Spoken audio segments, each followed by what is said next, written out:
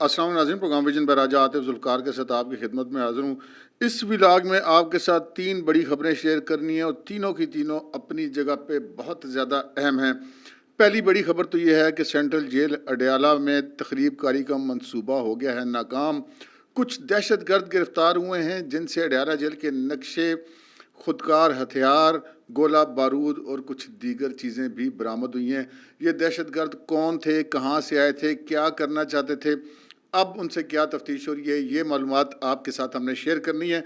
और इसके साथ ही ये भी शेयर करनी है कि इमरान खान जो सेंट्रल जेल अडयाला रावलपिंडी के अंदर बैठे हुए हैं और उनके जो फॉलोअर्स हैं वो कहते हैं कि इमरान खान बहुत बड़ा इनकलाबी है।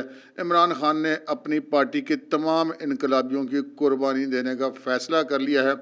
इसके पीछे क्या स्टोरी है ये भी आपके साथ शेयर करेंगे।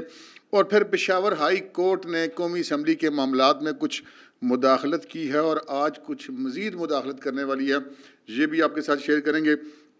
तो मेरा ख्याल है सबसे पहले हम जो सबसे बड़ी खबर है उस पर बात कर लेते हैं और वो खबर है सेंट्रल जेल अडयाला रावलपिंडी के हवाले से। जनाब, गुज़श्ता रोज़ रात गए एक बड़ी खबर सुनने को मिली और वो बड़ी खबर ये थी कि रावलपिंडी पुलिस ने और जो CTD है, काउंटर टेररिज्म डिपार्टमेंट, उन्होंने एक मुश्तरका कार्रवाई की कुछ इंटेलिजेंस इतलात पर और 3 अफराद को गिरफ़्तार किया गया है।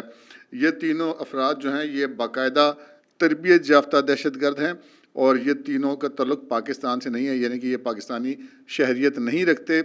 हमारे ज़राए का ये कहना है कि ये तीनों के तीनों जो दहशतगर्द हैं इनका जो तल्लुक़ है वो अफ़गानिस्तान के साथ है। तीनों गिरफ़्तार दहशतगर्दों से जो चीज़ें बरामद हुई हैं वो इंतहाई खौफनाक हैं। एक तो उनसे इंतहाई जदीद मुहल्लक खुदकार हथियार बरामद हुए हैं और भारी तादाद में बरामद हुए हैं। उसके अलावा उनसे दस्ती बम यानी कि हैंड ग्रेनेड्स भी बरामद हुए हैं और IEDs भी बरामद हुई हैं, जिससे ये साफ साफ ज़ाहिर होता है कि इनका मंसूबा सिर्फ फायरिंग करना या लोगों को मारना नहीं था, बल्कि किसी भी जगह पे जहाँ पे ये अभी हम आपको आगे चल के बताते हैं उस जगह को टोटल उन्होंने ब्लास्ट कर देना था। और ये जनाब, और फिर जब उनकी मज़ीद उनकी जब तलाशी ली गई जहाँ से उनको गिरफ़्तार किया गया तो उनके कब्ज़े से सेंट्रल जेल अडयाला रावलपिंडी के नक्शे बरामद हुए हैं, जिसके बाद एक इंतहाई खलबली मच गई पुलिस में, इंतज़ामिया में, इंटेलिजेंस एजेंसियों में, हुकूमत में। और ये जो तीनों गिरफ़्तार दहशतगर्द हैं इनको तफ्तीश के लिए नामालूम मकाम पर मुंतकिल कर दिया गया है। रावलपिंडी पुलिस ने इनकी गिरफ़्तारी की बाकायदा तस्दीक की और ये भी तस्दीक की है कि इनसे सेंट्रल जेल अडयाला के ही नक्शे बरामद हुए हैं। और ये हमारे ज़राए का ये कहना है कि ये सेंट्रल जेल अडयाला के अंदर किसी बड़ी तक़रीब कारी का मंसूबा रखते थे। अच्छा, अब यहाँ पे इस मामले के पहलू हैं 2। एक पहलू तो ये है कि अडयाला जेल के अंदर बड़ी बड़ी शख्सियात जो पाकिस्तान की सियासत में बड़ा मुकाम रखती हैं वो कैद हैं। उनके अंदर जो पाकिस्तान तहरीक इंसाफ के बानी चेयरमैन इमरान खान वो सेंट्रल जेल अडयाला के अंदर हैं। फिर चौधरी परवेज़ लाई जो PTI के सदर हैं वो अडयाला जेल के अंदर हैं। जो उनके सीनियर वाइस चेयरमैन थे शाह महमूद कुरैशी वो अडयाला जेल के अंदर हैं। फवाद चौधरी अंदर हैं। बहुत सारे लोग जो अंदर हैं। फिर दहशतगर्दी के भी बहुत सारे मुलजमान अंदर हैं और माजी में हम देख चुके हैं कि बन्नू जेल में ग़ालिबन हमला भी हो चुका है और वहाँ से दहशतगर्द छुड़ाए भी गए थे। अब इस चीज़ की तफ्तीश हो रही है कि ये अगर दहशतगर्द अडयाला जेल को उड़ाना चाहते थे तो वो क्यों उड़ाना चाहते थे? क्या वो वहाँ पर जो असीर शख्सियात हैं उनमें किसी को जान से मारना चाहते थे, या वहाँ पर मौजूद जो शख्सियात हैं उनको में से किसी को वो रिहा कराना चाहते थे? अब इन 2 पहलुओं पर इस वक्त तफ्तीश जारी है और ये जूँ अब तफ्तीश आगे बढ़ेगी और तो हम ये कह सकते हैं कि मज़ीद अहम तरीन इंकशाफात भी सामने आएंगे। अब हम अपने चलते हैं जनाब अपनी दूसरी खबर की तरफ, और दूसरी खबर है इमरान खान के मुतल्लिक। इमरान खान जनाब कप्तान जेल के अंदर डटा हुआ है और उसने जनाब वो कोई बात नहीं मान रहा, ये नहीं कर रहा, वो नहीं कर रहा। हम आपको साथ साथ बताते हैं कि जनाब कोई डटा डूटा कोई नहीं हुआ। अभी तो वहाँ पे 5 स्टार जेल चल रही है। अभी तो 5-6 बैरकें तोड़कर एक बैरक बनाई गई है। उसके अंदर उनको देसी मुर्गे, देसी बकरे, देसी घी में पके हुए खाने उनको खिलाए जा रहे हैं। उनकी खातिर मदारात की जा रही है। उनको अटैच वाशरूम बना के दिए गए हैं। उन वाशरूम के अंदर दुनिया के महंगे तरीन ब्रांडेड जो है वो सैनिटरी आइटम्स लगाए गए हैं। फिर उसके अलावा उनको जो साइकिलिंग है और जदीद जिम की मशीनें फराम की गई हैं। जनाब ये सारा कुछ सरकारी खर्चे पे किया है। इमरान खान से पले रोटी नहीं खाता, تو وہ آپ کا کیا حال ہے؟ وہ اپنے لیے یہ چیزیں کرے گا. تو خان صاحب کی جو فرمائشوں کی فہرست ہے فی الحال تو وہی نہیں ختم ہو رہی. جب بھی جج صاحبان جو ہیں وہ جیل کے اندر جاتے ہیں تو وہ نئی ایک ان کی جو نہیں، کبھی ان کی بہن آ جاتی ہے، کبھی ان کے وکیل آ جاتے ہیں، جناب یہ چیز خان صاحب کو چاہیے، یہ چیز خان صاحب کو چاہیے. جج صاحب بھی جو ہیں وہ اندھا دھند آرڈر پہ آرڈر کیے جاتے ہیں. کوئی جیل مینول کا خیال نہیں ہے. کسی جیل مینول کے اندر ایک قیدی کے لیے 5 بیرکیں توڑ کر جگہ بنانے اور اس کے لیے یہ سہولیات دینے کا کوئی ذکر نہیں ہے. اب تو جنرل اظہر کیانی جو ہیں وہ ملک کے بڑے معروف ہارٹ سرجن ہیں. انہوں نے یہ انکشاف کیا ہے کہ جب نواز شریف صاحب جیل کے اندر تھے تو اس وقت نہ صرف یہ کہ اب یہ ہم تو تقریریں سنتے تھے نا عمران خان صاحب کی کہ جی میں جیل میں جاؤں گا تو اے سی، پاکستان جاؤں گا تو جیل سے اے سی اتاروں گا نواز شریف کے. اے سی نواز شریف کو کیا دینے تھے بھائی؟ انہوں نے تو یہ انکشاف کیا جنرل صاحب نے کہ وہ جب نواز شریف کے چیک اپ کے لیے گئے تو ان کے کچھ ٹیسٹ رپورٹوں میں گڑبڑ آ رہی تھی، جس پر انہوں نے سپرنٹینڈنٹ جیل کو کہا کہ ان کے جو ٹیسٹ رپورٹیں ہیں بظاہر وہ ٹھیک ہیں، لیکن مجھے کچھ گڑبڑ لگ رہی ہے کہ یہ ہر گزرنے والے دن کے ساتھ یہ ٹیسٹ رپورٹیں خراب ہوتی جا رہی ہیں، ان کے بلڈ اور جو یورین کے سیمپلز ہیں وہ ٹھیک نہیں ہیں. تو جب نواز شریف سے نے پوچھا کہ آپ کو یہاں پہ کوئی مسئلہ ہے تو نواز شریف نے کہا مجھے کوئی مسئلہ نہیں ہے. اور کہتے ہیں 2-3 دفعہ میں نے ان سے پوچھا، 2-3 وزٹس میں، نواز شریف نے کہا مجھے کوئی مسئلہ نہیں ہے. نواز شریف اپنا مسئلہ بتاتے ہی کسی کو نہیں تھے. تو بعد میں جب 7-8 دن کے بعد ان کی زیادہ طبیعت ان کی خراب ہوئی تو کہتے ہیں جنرل جو اظہر محمود کیانی ہیں کہ انہوں نے سپرنٹینڈنٹ جیل سے پوچھا کہ ان کو یہاں پہ اے سی وغیرہ لگا؟ کہتے ہیں جی اے سی تو ہم نے ان کو نہیں دیا ہوا. تو اس نے کہا کہ اور کوئی ٹھنڈی جگہ پہ رکھے؟ انہوں نے کہا جی ہم نے تو ان کو پنکھا بھی نہیں دیا ہوا. آپ اندازہ کریں کہ جون جولائی کے مہینے میں نواز شریف کو جیل کے اندر اے سی تو کیا پنکھا بھی نہیں دیا گیا. شدید گرمی میں، پسینے میں ان کو جو کچھ رکھا گیا، لیکن نواز شریف نے منہ پہ شکوہ ہی نہیں کیا. ادھر عمران خان صاحب کی فرمائشیں نہیں ختم ہوتی جیل کے اندر. تو یہ اس وقت صورتحال ہے وہاں پر جیل کے اندر. تو ابھی تو خان صاحب بڑے مزے میں ہیں، لیکن اس مزے کے باوجود خان صاحب کو سمجھ آنی شروع ہو گئی ہے. سب سے پہلے تو جناب انہوں نے ایک انقلاب برپا کرنے کی کوشش کی تھی. وہ کہتے ہیں نا کامیاب ہو جائے تو انقلاب ہے، ناکام ہو جائے تو بغاوت ہے. کہ جناب 9 مئی کو ان کا خیال تھا کہ یہ جتنے لوگ، آپ ہم بھی سوچتے ہیں نا کہ یہ جو لوگ گئے تھے جنہوں نے کوئی تقریباً 300 جگہوں پہ جا کے یا اس سے زیادہ جگہوں پہ حملے کیے، تو وہ حملے کرنے پر وہ قائل کیسے ہوئے؟ وہ قائل ایسے ہوئے جناب ان سب کو یہ یقین دلوایا گیا تھا عمران خان صاحب کی طرف سے اور ان کی پارٹی کی قیادت کی طرف سے کہ انقلاب آ گیا ہے، آپ ہی سب سے بڑے انقلابی ہیں، ادھر سے آپ نے جانا ہے، ادھر سے جناب فوج کے اندر سے بغاوت ہو جائے گی اور جناب ہم اپنا ٹارگٹ اچیو کر لیں گے. تو پھر وہ جب گئے تو پھر لگ سمجھ گئی. فوج نے آگے سے مطلب کوئی مزاحمت نہیں کی، ان کو جواب نہیں دیا، ورنہ آپ کو پتہ ہے فوجیں تو اڑا دیا کرتی ہیں. تو بڑے صبر اور تحمل اور حوصلے کا مظاہرہ کیا گیا فوج کی طرف سے. تو اس کے بعد وہ لوگ گرفتار ہو گئے.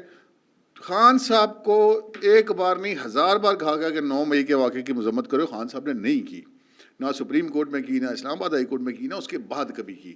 اس کے بعد وہ چکر دیتے رہے سی سی ٹی وی فوٹیج ہونی چاہیے. بھائی کون سی سی سی ٹی وی فوٹیج؟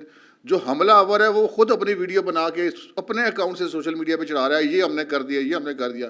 تو سی سی ٹی وی فوٹیج کا کیا تعلق بنتا ہے؟ تو بہرحال سی سی ٹی وی فوٹیج بھی ہونی چاہیے جی. جوڈیشل انکوائری ہونی چاہیے. جوڈیشل انکوائری جناب ہو جائے تو یہ تعزیرات پاکستان اور ضابطہ فوجداری، یہ پولیس اور انٹیلیجنس ایجنسی سارے محکمے بند کر دیتے ہیں، خان صاحب کی مرضی کا جوڈیشل کمیشن بنا دیتے ہیں.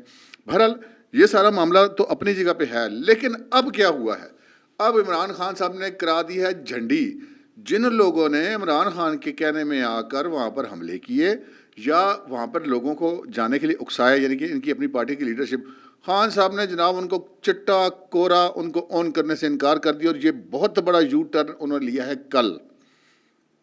کل آپ کو یاد ہوگا کہ کور کمانڈر کا کانفرنس کی جو آئی تھی، کور کمانڈر کانفرنس ہوئی تھی، اور اس میں عزم کا اظہار کیا کہ 9 مئی والے لوگوں کو ہم نہیں چھوڑیں گے، نہ منصوبہ سازوں کو، نہ سہولت کاروں کو. اور اگر کوئی بندہ سمجھتا ہے کہ شاید 9 مئی والا کام ٹھنڈا ہو گیا تو وہ کوئی ٹھنڈا نہیں ہوا.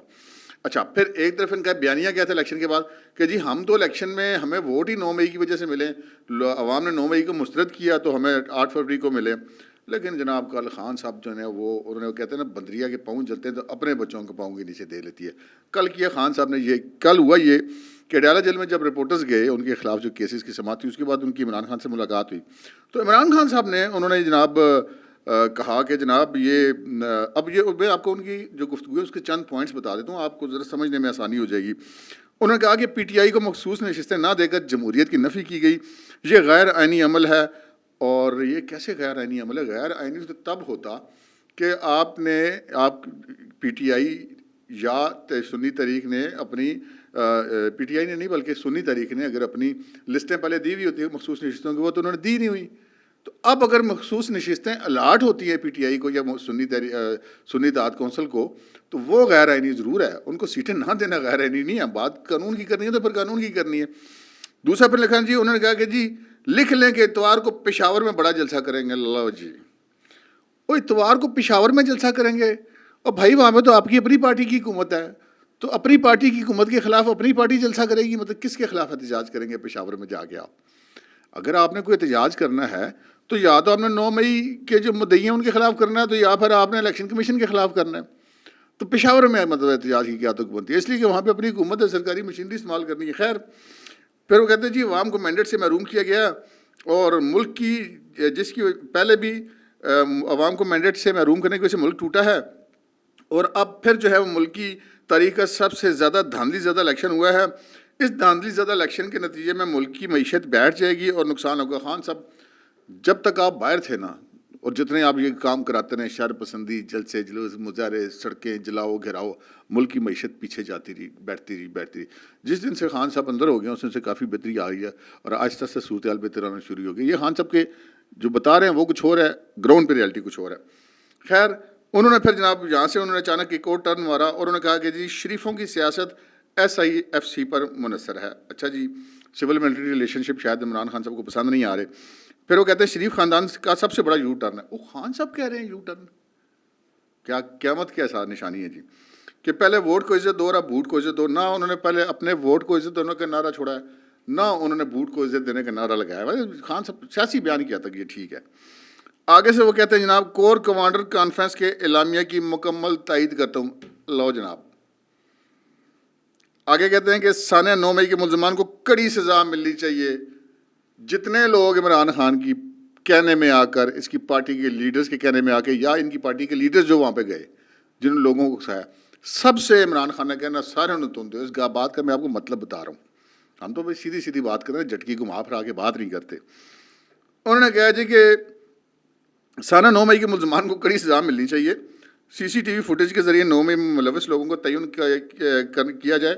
وہ کیا، اور خان صاحب جب کورٹ میں کیس چلنے دیں، ساری CCTV فوٹیجز بھی موجود ہیں، اور بھی بہت ساری ویڈیوز ہیں، اور تعین ہو بھی چکا ہے. اور کہتے ہیں جناب کہ 9 مئی پر ابھی تک جوڈیشل کمیشن کیوں نہیں بنایا گیا؟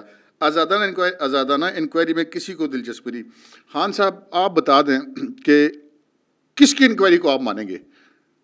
عمران خان صاحب کی پارٹی کے، ان کی اپنی اگر سگی بہن کو بھی نا 2 رکنی اگر کمیشن بنا دیا جائے نا، بشرا بی بی اور علیمہ خان، اور وہ انکوائری کر کے کہہ دیں کہ جی یہ 9 مئی کے بندے قصوروار تھے، عمران خان نے کہنا میں انہوں نے مندا ہی نہیں.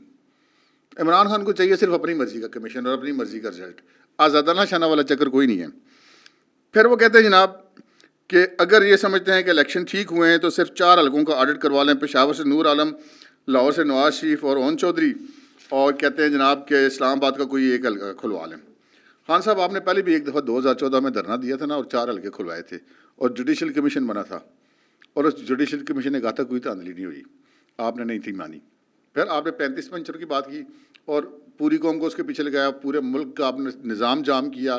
آپ نے جسے کہتے ہیں بغاوت پر لوگوں کو سرایا، بل جلانے کا کہا، ٹیکس نہ دینے کا کہا. اور جب بعد میں جب 35 پنچر کی بات ہوئی تو آپ نے بڑے مزے سے ٹی وی پہ پروگرام میں بیٹھ کے دی وہ تو میں نے سیاسی بات کی تھی، ثبوت تو میرے پاس کوئی نہیں. اب یہ دھاندلی کی بات کرتے ہیں. اس وقت باقاعدہ دھاندلی کے خلاف جو درخواستیں دی گئی ہیں حلقوں میں نا، 34 درخواستیں دی گئی ہیں پاکستان مسلم لیگ نون کی طرف سے، اور 4 درخواستیں دی گئی ہیں PTI کی طرف سے. زبانی کہتے ہیں جی ہماری تو 180 سیٹیں تھیں وہ ہم سے چھینی گئی ہیں، لیکن آپ نے صرف 4 حلقوں پہ ریکاؤنٹنگ کی درخواست دی ہے، باقی کی کیوں نہیں دی؟ اس کا مطلب ہے کہ کوئی گڑبڑ نہیں ہے. اگر کوئی گڑبڑ ہوئی ہے تو صرف KP میں ہوئی ہے، جہاں پر جو نہیں ہے وہ کالے دن تنظیم کے لوگوں نے گنے پکڑ کر بیلٹ باکس بھرے ہیں، وہاں پہ تو کسی کو جرت بھی نہیں کی یہ کہنے کی کہ جی ہمارے ساتھ دھاندلی ہو گئی ہے. وہاں پہ جرت دی نہیں جا رہی. یہاں پر تو جناب 2 نمبر فارم 45 بھی بانٹی جاؤ، باتیں کری جاؤ. جب کسی عدالت میں جانا ہو، الیکشن کمیشن میں جانا ہو کہ لاؤ جی اپنے فارم 45 لائیں جی اپنے ڈاکومنٹس، کہتے ہیں ہمارے پاس تو کوئی نہیں ہے.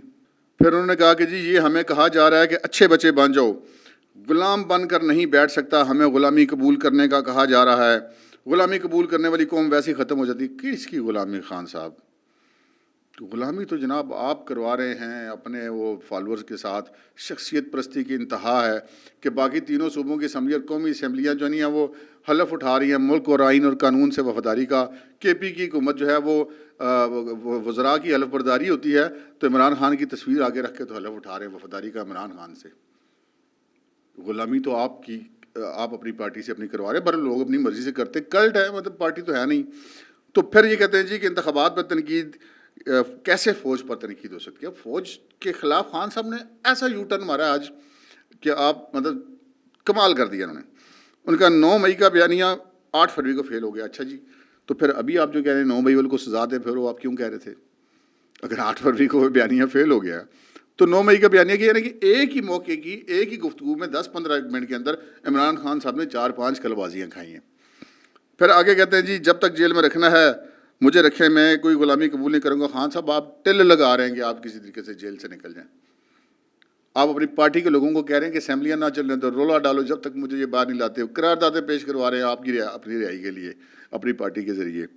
اور پھر کہتے ہیں جی جیل میں کسی سے کوئی مذاکرات نہیں ہوئے. اور پھر مجھے کہتے ہیں مجھے پتہ ہے کہ مجھے پیغام کیوں نہیں بھیجا گیا، لیکن یہ میں ابھی بتا نہیں سکتا. خان صاحب ہم بتا دیتے ہیں آپ کو پیغام کیوں نہیں بھیجا گیا، کیونکہ پیغام بھیجنے والوں کو پتہ ہے کہ سب کچھ آپ نے کیا اور جان بوجھ کے کیا ہے. اور میں کئی دفعہ پہلے بھی یہ بات کر چکا ہوں کہ لوگوں کی یادداشت کمزور ہوتی ہے، اداروں کی یادداشت کمزور نہیں ہوتی. تو یہ جناب خان صاحب نے اب کہتے ہیں اپنے پاؤں جلنے پر بلی اور بندری اپنے بچے پاؤں کے نیچے لے لیتی ہے. تو خان صاحب نے اس کہانی کے پیچھے جو بیہائنڈ دی میسج ایک میسج ہے وہ یہ ہے کہ جناب 9 مئی میں چاہے میری ساری پارٹی رگڑ دو، منو کچھ نہ کہنا. تو خان صاحب یہ بات تو نہیں ہوگی. جو ہمارے ذرائع ہیں وہ کہتے ہیں کہ جناب آپ اس کے اصل ماسٹر مائنڈ بھی ہے اور اس کے منصوبہ ساز بھی ہیں، سارا آپ کی ڈائریکشن پہ وہ کام. میں موقع پہ موجود نہیں تھا یہاں پہ. تو دولت مند آدمی تو کرتا ہی ہے کہ کرائے کے قاتل بلوا کے بندے مروا دیتے ہیں. تو اس کا مطلب یہ کہ وہ موقع پہ خود تو نہیں ہے، تو پھر تو قانون ہی کوئی نہیں چلے گا. پھر تو بس وہ جو موقع پہ ہے صرف وہی رہے گا. تو جو پیچھے بیٹھا ہوا اصل بندہ تو وہ ہے. تو وہ ایک جیسے ملزم ہوتے ہیں، ایک جیسے مجرم ہوتے ہیں. تو خان صاحب کے لیے پر یہ کوشش وہ انہوں نے کی ہے، ایک بہت بڑا یو ٹرن مارا ہے 9 مئی کے معاملے میں اپنی ساری پارٹی کو رگڑ کے اپنی جان چھڑانے کے لیے. لیکن خان صاحب بات بنتی نہیں ہے.